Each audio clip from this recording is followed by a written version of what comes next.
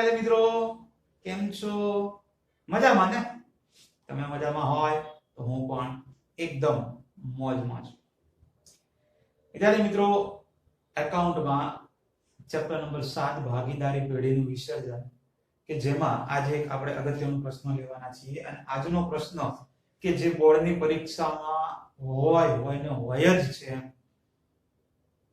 ઘણી વખત રિપીટ થયેલો પ્રશ્ન છે અને રિપીટ થાય જ છે, એ છે માલ મિલકત નિકાલ ખાતાની ટૂંક નોંધ લખો. એ પ્રશ્ન વેરી મોસ્ટ ટાઈમ છે અને એ આપણે જોવાના છીએ આજે. તો ચાલો જોઈએ. પહેલા તો ટૂંકા પ્રશ્નમાં એવો પ્રશ્ન પૂછાતો હોય છે કે વિસર્જનની હિસાબી અસરો આપવા માટે ખોલવામાં આવતા ખાતા, અથવા તો કેટલા ખાતા ખોલવામાં આવે છે. તો યાદ રાખવાનું 4 ખાતા ખોલવામાં આવતા હોય. કયા 4 ખાતા? તો માલ મિલકત નિકાલ ખાતું છે, નંબર 2 માં ભાગીદારોના લોનના ખાતા છે, નંબર 3 માં ભાગીદારોના મૂડી અથવા તો ચાલુ ખાતા છે, અને નંબર 4 ની અંદર રોકડ બેંક ખાતું છે. આ 4 ખાતા ખોલવામાં આવતા હોય છે વિસર્જનની હિસાબી અસરો આપવા માટે. તો ચારે ખાતામાંથી 3 ખાતા આપણે અગાઉ આવી ગયા છે. છેલ્લા ખાતા લોનનું ખાતું ચેપ્ટર નંબર 6 માં આવી ગયું, મૂડી ખાતા રોકડ બેંક એ પણ 5 માં અને 6 બંને ચેપ્ટરમાં આવી ગયા. માલ મિલકત નિકાલ ખાતું આ ચેપ્ટરનું છે પ્યોર, અને જે મેં કહ્યું એમ કે ઘણી વખત રિપીટ થયેલું છે, તો ધ્યાન રાખવું પડશે. તો ટૂંકનો સમજીએ એ પહેલા આપણે ખાતું સમજવું પડશે કે ખાતાનું ફોર્મેટ શું છે. એ ફોર્મેટ યાદ રહી ગયો કે ઉધાર બાજુ શું આવે, જમા બાજુ શું આવે, ક્યાં આગળ કઈ વસ્તુ દર્શાવવામાં આવે, બસ તો પછી ટૂંકનો તો તમને ઓટોમેટિક આવડી જશે. તો ધ્યાન આપો. ચલો, માલ મિલકત નિકાલ ખાતું. સૌથી પહેલા તો એનું વ્યાખ્યા જોઈએ. એનું નામ છે માલ મિલકત નિકાલ ખાતું. તો પેઢીના વિસર્જન સમયે જે પેઢીની મિલકતો અને દેવા હોય છે ને, એનો શું કરવાનો છે? નિકાલ કરવાનો છે. આપણે જાણીએ છીએ કે વિસર્જન થતું હોય ત્યારે ધંધાની જે પણ મિલકતો હોય એ બધી વેચવી પડે છે, અને જે દેવા હોય એ બધા ચૂકવવા પડે છે. તો માલ મિલકત નિકાલ ખાતું કે પેઢીના વિસર્જન સમયે પેઢીની જે મિલકતો અને દેવા છે એનો નિકાલ કરવાનો છે. તો એ નિકાલની હિસાબી અસરો આપવા માટે આપણે જે ખાતું તૈયાર કરીએ છીએ ને, એને માલ મિલકત નિકાલ ખાતા તરીકે ઓળખવામાં આવે. આપણે વ્યાખ્યા છે સિમ્પલ: પેઢીના વિસર્જન સમયે પેઢીની મિલકતો અને દેવાના નિકાલની હિસાબી અસરો આપવા માટે જે ખાતું તૈયાર કરવામાં આવે છે તેને માલ મિલકત નિકાલ ખાતા તરીકે ઓળખવામાં આવે. અને માલ મિલકત નિકાલ ખાતાનું બીજું નામ કે જેને સંપાદન ખાતા તરીકે પણ ઓળખવામાં આવે છે. કેવું ખાતું? સંપાદન. ઓકે, સંપાદન ખાતું. માલ મિલકત નિકાલ ખાતાનું બીજું નામ સંપાદન ખાતું. આપણે અગાઉ એક ખાતું આવ્યું હતું, પુનઃ મૂલ્યાંકન ખાતું, હે ને? 4th, 5th અને 6th ચેપ્ટરમાં, જેનું પણ એક બીજું નામ હતું. સરસ, નફા નુકસાન હવાલા ખાતું. પુનઃ મૂલ્યાંકન ખાતાનું બીજું નામ નફા નુકસાન હવાલા ખાતું. માલ મિલકત નિકાલ ખાતાનું બીજું નામ બોલે તો સંપાદન ખાતું. યાદ રાખજો, એ પણ પ્રશ્ન મોસ્ટ ટાઈમ 1 માર્ક્સ. તો આ વ્યાખ્યાની વાત થઈ ગઈ, બીજા નામની વાત થઈ ગઈ. હવે આપણે ફોર્મેટ ઉપર આવીએ. પહેલા રેડિંગની વાત થઈ ગઈ, હે ને? નિકાલ ખાતું, એનું બીજું નામ સંપાદન. બસ, તો હવે ફોર્મેટ. તો પેઢીની અંદર જે પણ મિલકતો હોય છે એ બધા વિસર્જન સમયે વેચવાની હોય છે, પણ વેચીએ એ પહેલા બધી મિલકતોના ખાતા શું કરવા પડે છે? બંધ કરવા પડે છે. અને મિલકતોના ખાતા બંધ કરી આ માલ મિલકત નિકાલ ખાતાની અહીંયા આગળ ઉધાર બાજુ લાવવામાં આવતા હોય છે. માલ મિલકત નિકાલ ખાતાની ઉધાર બાજુ બધી મિલકતો અને દેવાના ખાતા લાવવામાં આવતા હોય.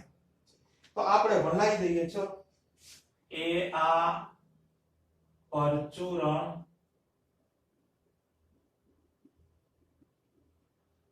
મિલકતો. શું લખ્યું? પરચુરણ મિલકતો. એટલે કે શું? પરચુરણ મિલકતો એટલે તમામ મિલકતો, ખાલી રોકડ બેંક સિવાયની. રોકડ બેંક સિવાયની બધી જ મિલકતોના ખાતા બંધ કરી અહીંયા આગળ ઉધાર બાજુ લાવવામાં આવે. જેના તમને નામ પણ આવડે છે હે ને, બે ચાર નામ લખી દો ચલો. જેમ કે જમીન છે, મકાન છે, યંત્રો છે, વાહનો છે, સાધનો છે, બહુ થઈ ગયા. અને અદ્રશ્યની વાત કરીએ તો એકાદી એ આ પાઘડી છે. અદ્રશ્યનો મેન તો આપણે પાઘડી જ લખીએ. તો આ બધી મિલકતો પરચુરણ મિલકતોના ખાતા બંધ કરી ખાલી રોકડ બેંક સિવાયની બધી આ અહીંયા આગળ ખાતા બંધ કરી નિકાલ ખાતામાં ઉધાર બાજુ લખવામાં આવે. અને આનો વિરોધી પરચુરણ દેવા આવે. તો પરચુરણ દેવા અહીંયા આગળ મિલકતો ઉધાર આવી તો દેવા આવે જમા બાજુ. તો આ પરચુરણ દેવા જેને આપણે જવાબદારી કહીએ છીએ ને, તો એ બધી નિકાલ ખાતાની જમા બાજુ દર્શાવવામાં આવે. દેવા કયા કયા હોય તો અહીંયા આગળ બે ચાર નામ લખો તો આ લેણદારો છે, દેવી હુંડી છે, બેંક ઓવરડ્રાફ્ટ છે, બીઓડી જેને કહીએ હે, ચૂકવવાના ઓકે ચૂકવવાના બાકી પછી લઈએ પણ એક આ લોન છે, કોઈ પણ લોન હોય, મિત્રની લોન હોય, બેંકની લોન હોય, બહુ થઈ ગઈ.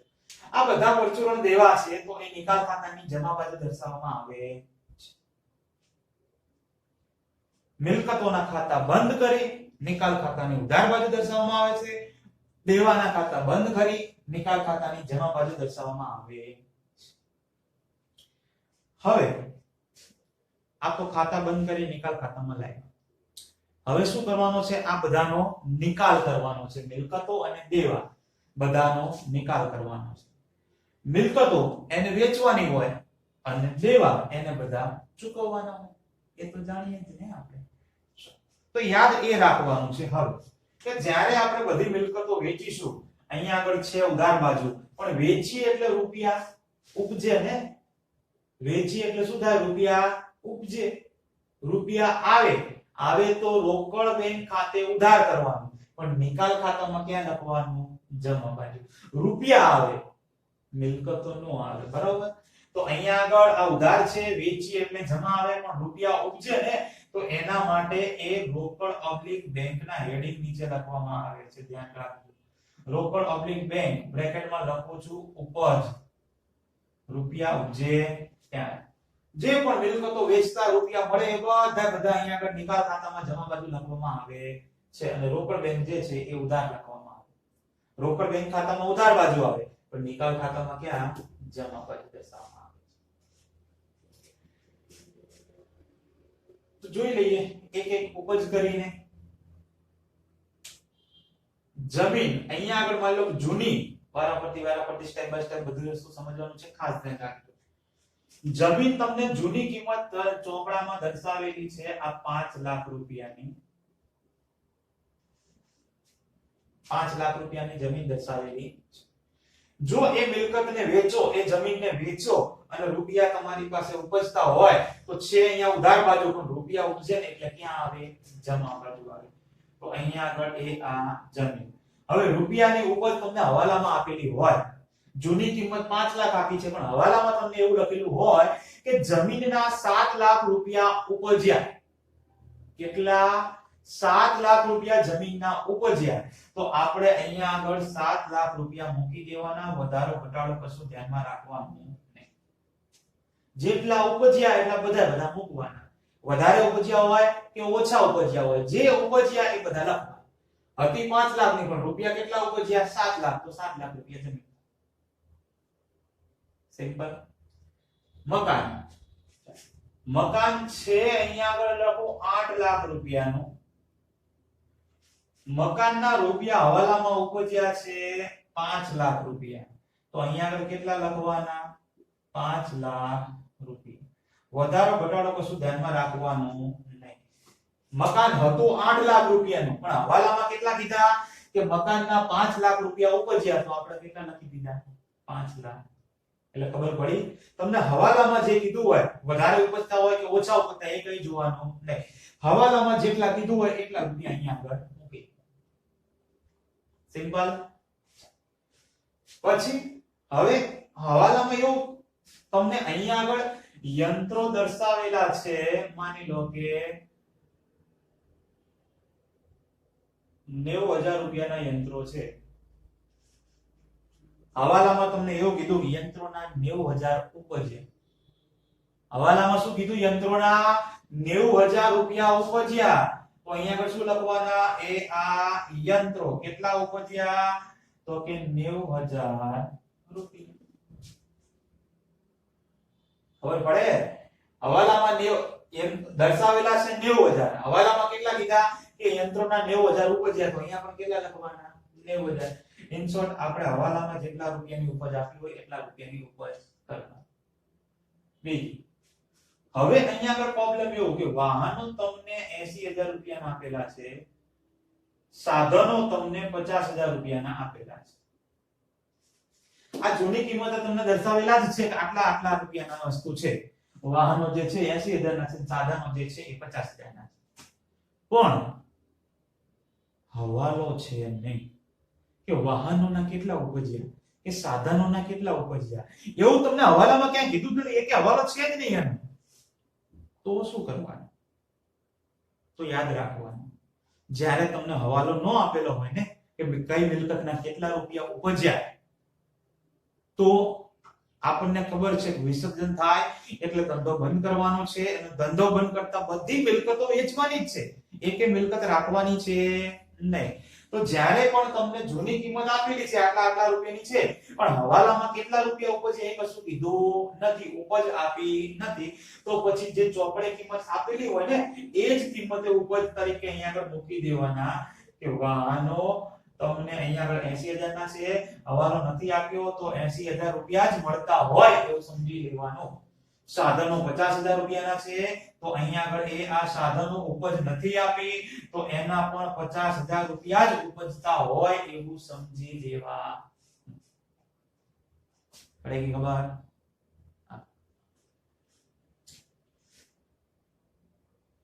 ઇન શોર્ટ યાદ એટલું હવાલામાં રૂપિયા આપ્યા હોય કે આટલા રૂપિયા ઉપજ્યા તો એ જ લખવાના નો આપ્યા હોય તો પછી જે ચોપડે કિંમત હોય એની એ જ લખવાની સિમ્પલ બીજું પાઘડી અહીંયા દર્શાવેલા છે પાઘડીના 1 લાખ રૂપિયા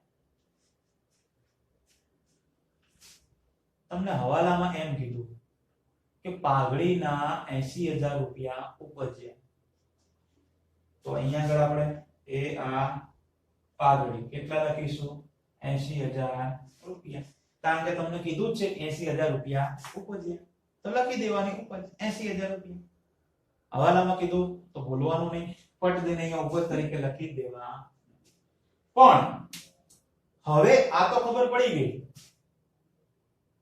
હે ને પણ અમુક મિલકત એવી હોય કે જે અહીંયા આગળ દર્શાવેલી નથી અને હવાલામાં એની ઉપજ આપી હોય જેમ કે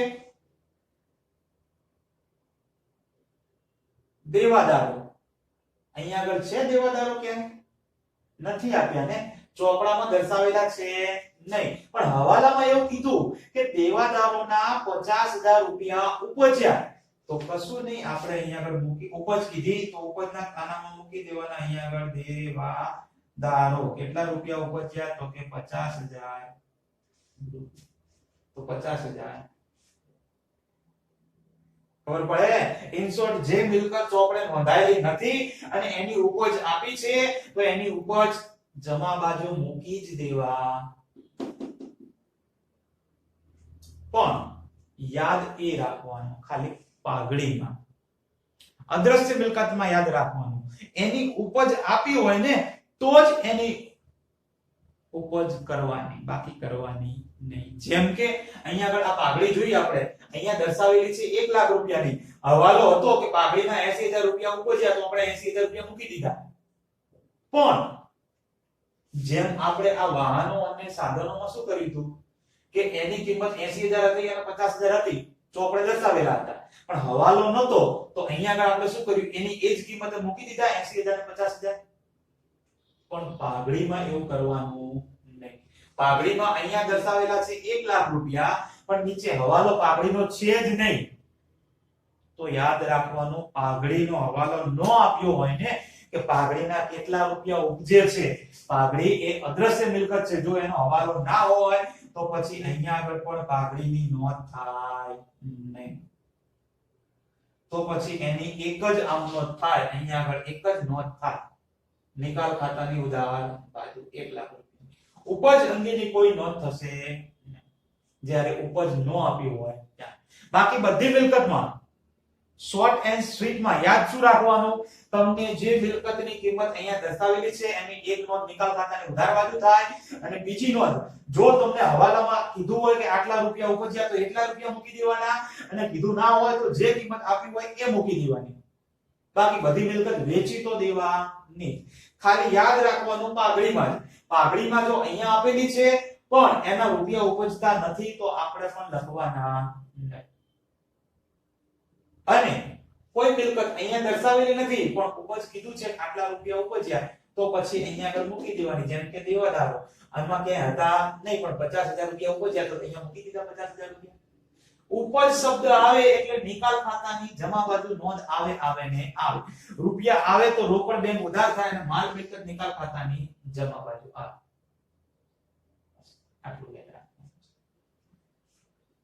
આવડે છે સિમ્પલ હવે જેમ આપણે આ બંનેની ક્રોસ એન્ટ્રીની વાત કરી મિલકતો ખાતા બંધ કરી ઉધાર બાજુ આવે એની ઉપજ થાય તો રોકડ બેંકની ખાતામાં ઓકે નિકાલ ખાતામાં જમા બાજુ આવે રોકડ બેંકમાં ઉધાર બાજુ એ રીતે આ બધા દેવા છે દેવા શું કરવાના હોય ચૂકવવાના હોય દેવાના ખાતા બંધ કરી નિકાલ ખાતામાં જમા બાજુ લખ્યા પણ ચૂકવીશું તો આવશે ઉધાર બાજુ ચૂકવીએ એટલે આ રોકડ ઓબ્લિક બેંક બ્રેકેટમાં લખું છું ચૂકવણી જ્યારે રૂપિયા ચૂકવાય એની વાત છે એની ચૂકવણી હવે તમે આ સમજ્યા એટલે આ કન્સેપ્ટ તો મગજમાં ફિટ થઈ જવાનો છે માની લો કે લેણદારો અહીંયા આગળ તમને 70000 રૂપિયા આપેલા છે હવાલામાં તમને એમ કીધું કે લેણદારોને 50000 રૂપિયા ચૂકવ્યા તો અહીંયા આગળ હરેક દિન આપણે લેણદારો ખાતે 50000 રૂપિયા મૂકી દઈશું માની લો કે દેવી હુંડી તમને અહીંયા આગળ 50000 રૂપિયાની આપેલી છે પણ હવાલામાં એવું કીધું કે દેવી હુંડીના 30000 રૂપિયા ચૂકવ્યા તો અહીંયા આગળ એ આ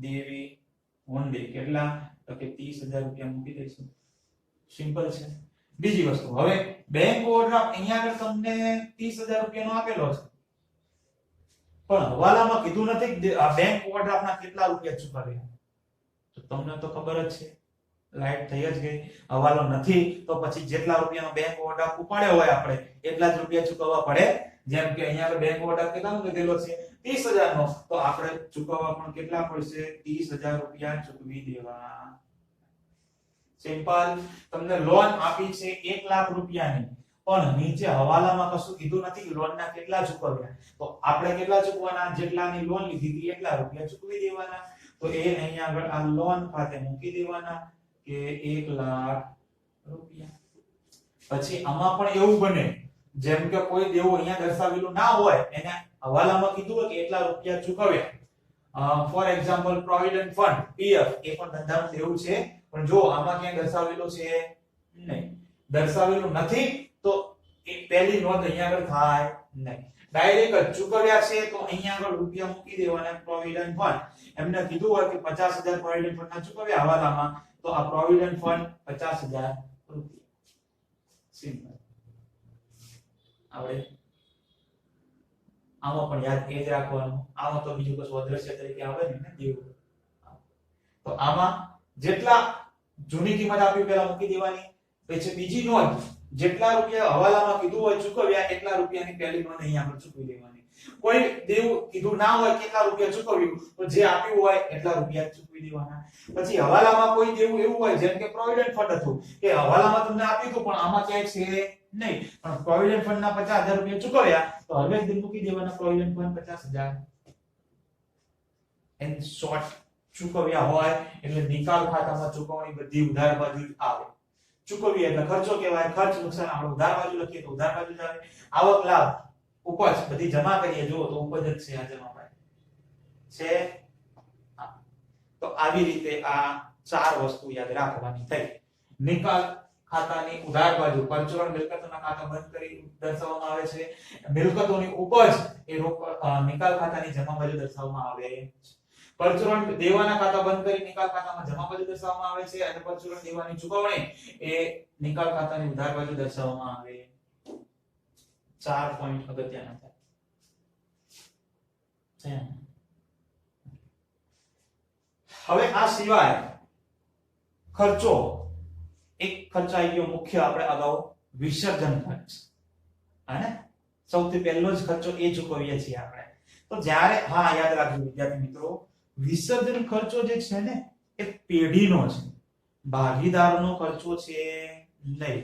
ખાસ યાદ રાખજો, વિસર્જન ખર્ચ એ કોનો છે? પેઢીનો ખર્ચો છે, ભાગીદારોનો ખર્ચો નથી. તો જ્યારે પેઢી વિસર્જન ખર્ચ ચૂકવે ને, તો પેઢી વિસર્જન ખર્ચ ચૂકવે, ખર્ચો હંમેશા ઉધાર થાય, ચૂકવે એટલે રોકડ ઓબ્લિક બેંક ની નીચે જ આવે. તો અહીંયા આગળ ફરી લખવાનો રોકડ ઓબ્લિક બેંક, કે શેના માટે લખ્યું? તો કે વિસર્જન ખર્ચ ચૂકવ્યો એના માટે. ખર્ચો અલગથી લખાય, આ બધા દેવા છે, ચૂકવ્યા છે એટલે આવે ઉધાર બાજુ. વિસર્જન એક ખર્ચો છે, તો ખર્ચો છે તો આવે તો ઉધાર બાજુ જ, પણ અલગથી લખાય રોકડ ઓબ્લિક બેંક ની. પણ જો ભાગીદાર કોઈ વિસર્જન ખર્ચ ચૂકવવાનું સ્વીકારતો હોય તો એની નોંધ પેઢીના ચોપડે કરવામાં આવતી નથી. પેઢી વિસર્જન ખર્ચ ચૂકવે તો જ અહીંયા આગળ ઉધાર બાજુ આવે. કોઈ ભાગીદાર ચૂકવવાનું સ્વીકારતો હોય તો એ અહીંયા આવે નહીં.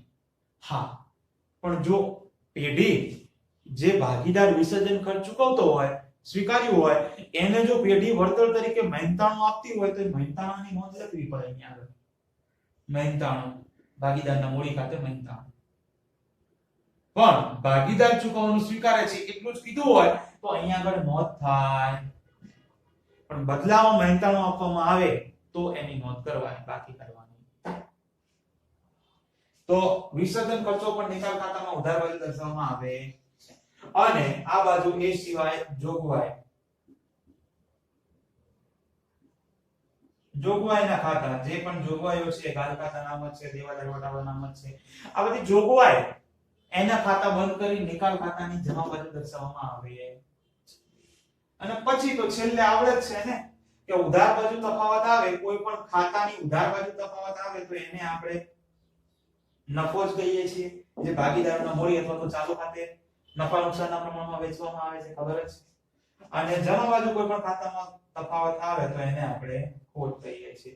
એ ખોટ પણ નફા નુકસાનના પ્રમાણમાં જ વેચવાની છે અને ભાગીદારોના મૂડી કે ચાલુ ખાતે લઈ જવાની. બોલે તો આવડે વિદ્યાર્થી મિત્રો, આ નિકાલ ખાતાનું ફોર્મેટ છે, માલ મિલકત નિકાલ ખાતાનું ફોર્મેટ.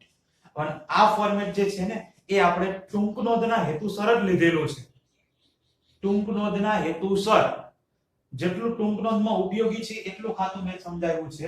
હજી થોડું ડિટેલમાં આવે છે ભાગીદારોના મૂડી ખાતાની, પણ આપણે મોટો દાખલો પૂછાતો નથી ને એટલે એ યાદ રાખવું નથી. એ જ્યારે પોઈન્ટ આમનોંધમાં આવશે ને ત્યારે એકદમ બહુ સરળતાથી તમને યાદ રહી જશે, હું સમજાવીશ એ પ્રમાણે. અત્યારે એ બધું ભૂલી જવાનું, યાદ રાખવાની કોઈ જરૂર છે. અત્યારે આટલું યાદ રાખો. શું યાદ રાખવાનું? ફરી એક વખત ધ્યાન રાખજો. પરચુરણ મિલકતોના ખાતા બંધ કરી નિકાલ ખાતામાં ઉધાર બાજુ આવે, એ મિલકતોની ઉપજ થાય એ બધી નિકાલ ખાતામાં જમા બાજુ આવે. દેવાના ખાતા બંધ કરી નિકાલ ખાતામાં જમા બાજુ આવે, દેવાની ચૂકવણી કરીએ તો એ બધું ઉધાર બાજુ આવે. વિસર્જન ખર્ચો એ ઉધાર બાજુ દર્શાવવામાં આવે છે. જોગવાઈના ખાતા બંધ કરી નિકાલ ખાતામાં જમા બાજુ દર્શાવવામાં આવે છે. ઉધાર બાજુ તફાવત આવે તો એને નફો કહેવાય, જે નફા નુકસાનના પ્રમાણમાં ભાગીદારોના મૂડી કે ચાલુ ખાતે લઈ જવામાં આવે છે. અને એ જ રીતે આટલું ફોર્મેટ મગજમાં યાદ કરી લો. ફોર્મેટ રહી ગયું યાદ. હવે ફોર્મેટ યાદ રહી ગયું હોય તો ટૂંક નોંધ કેવી રીતે લખવાની એની વાત હવે કરી. મેઈન પ્રશ્ન આપણો ટૂંક નોંધનો છે ને, 3 માર્ક્સમાં મોસ્ટ ટાઈમ બીજાનો પ્રશ્ન કહેવાય, એ પૂછાય જ. યાદ રાખજો. તો ચાલો હવે વાત કરી લઈએ ટૂંક નોંધની. ટૂંક નોંધમાં લખવાનું શું? તો સૌથી પહેલા જ એની વ્યાખ્યા લખવાની. 3 માર્ક્સનો પ્રશ્ન પૂછાય એટલે તમારે 6 થી 7 પોઈન્ટ એના લખવા પડે. 6 થી 7 પોઈન્ટ ટૂંક નોંધના. તો એમાં સૌથી પહેલો જ પોઈન્ટ લખવાનો અર્થ, એની વ્યાખ્યા. માલ મિલકત નિકાલ ખાતાની વ્યાખ્યા લખવાની. તો યાદ છે ને, આપણે પહેલા જ કીધી હતી વ્યાખ્યા શું હતી, કે પેઢીના વિસર્જન સમયે પેઢીની મિલકતો અને દેવાના નિકાલની હિસાબી અસરો આપવા માટે જે ખાતું તૈયાર કરવામાં આવે છે તેને માલ મિલકત નિકાલ ખાતું કહેવામાં આવે. પહેલો પોઈન્ટ થઈ ગયો. પછી બીજું ડેશ કરી લખવાનો બીજો પોઈન્ટ, માલ મિલકત નિકાલ ખાતાને સંપાદન ખાતા તરીકે પણ ઓળખવામાં આવે. અથવા તો આવું ન લખવું હોય તો માલ મિલકત નિકાલ ખાતાનું બીજું નામ સંપાદન ખાતું છે. તમે તમારી ભાષામાં લખી શકો છો. 2 પોઈન્ટ થઈ ગયા. ચાલો, ઉપર હેડિંગ ની વાત આવી ગઈ. હવે નીચે આવી જાય ડિટેલમાં. તો ડિટેલમાં સૌથી પહેલા તો મિલકતો કેમ દર્શાવવામાં આવે છે? ઉધાર બાજુ શું દર્શાવવામાં આવે? જમા બાજુ શું દર્શાવવામાં આવે? આ ત્રીજો પોઈન્ટ રહેશે. ચાલો, તો ઉધાર બાજુ શું દર્શાવવામાં આવે? તો લખવાનું કે માલ મિલકત નિકાલ ખાતાની ઉધાર બાજુ પરચુરણ મિલકતોના ખાતા. હા, પણ કઈ મિલકતો? રોકડ બેંક સિવાયની. માલ મિલકત નિકાલ ખાતાની ઉધાર બાજુ રોકડ બેંક સિવાયની મિલકતોના ખાતા બંધ કરી દર્શાવવામાં આવે. ત્રીજો પોઈન્ટ આવડે? શું લખવાનું? માલ મિલકત નિકાલ ખાતાની ઉધાર બાજુ રોકડ બેંક સિવાયની મિલકતોના ખાતા બંધ કરી દર્શાવવામાં આવે. એ રીતે દેવા, તો પરચુરણ દેવામાં માલ મિલકત નિકાલ ખાતાની જમા બાજુ પરચુરણ દેવાના ખાતા બંધ કરી દર્શાવવામાં આવે છે. નંબર 4. જમા બાજુ શું દર્શાવવામાં આવે છે? તો કે પરચુરણ દેવાના ખાતા બંધ કરી દર્શાવવામાં આવે. માલ મિલકત નિકાલ ખાતાની જમા બાજુ પરચુરણ દેવાના ખાતા બંધ કરી દર્શાવવામાં આવે છે. આ 4 પોઈન્ટ થયા તમારા. થયા. હવે વાત કરીએ ઉપજ અથવા તો ચૂકવણીની. મિલકતોની ઉપજ થાય એ બધી ક્યાં દર્શાવવામાં આવે છે? અહીંયા આગળ જમા બાજુ. તો 5 નંબરનો પોઈન્ટ તમે લખી શકો કે મિલકતોની ઉપજ માલ મિલકત નિકાલ ખાતાની જમા બાજુ દર્શાવવામાં આવે. એ રીતે દેવા અહીંયા છે પણ ચૂકવણી થાય તો ઉધાર બાજુ આવે. તો છઠ્ઠો પોઈન્ટ તમે એવું લખી શકો કે પરચુરણ દેવાની ચૂકવણી એ માલ મિલકત નિકાલ ખાતાની ઉધાર બાજુ દર્શાવવામાં આવે. 6 પોઈન્ટ થઈ ગયા. પછી 7મો પોઈન્ટ વિસર્જનનો લઈ લઈએ. તો કે માલ મિલકત નિકાલ ખાતાની ઉધાર બાજુ વિસર્જન ખર્ચ દર્શાવવામાં આવે. સિમ્પલ. 7 પોઈન્ટ પૂરા. એ રીતે આ જોગવાઈની વાત કરી લઈએ.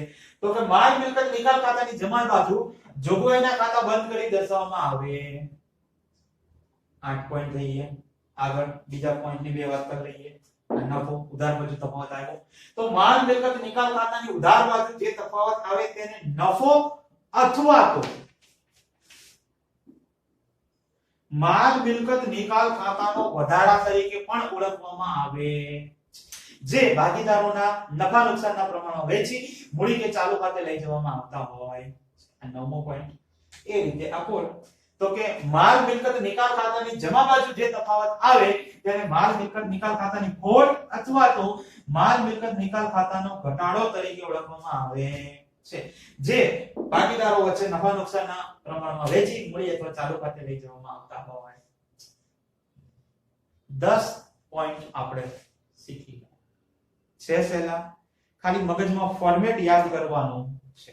ફોર્મેટ એક વખત મગજમાં ફિટ થઈ ગયું એટલે આમનો પણ આવડી જશે અને ટૂંકનો પણ આવડી જશે. એ તમને ગેરંટી છે. સિમ્પલ. મિલકતો અહીંયા ઉપજ થાય તો અહીંયા, દેવા અહીંયા, ચૂકવણી થાય તો અહીંયા, ખર્ચો અહીંયા, ઉધાર બાજુ તફાવત તો ખોટ જ આવે. અહીંયા જોગવાઈ અહીંયા અને તફાવત આવે તો ખોટ. અહીંયા નફો અહીંયા. સિમ્પલ.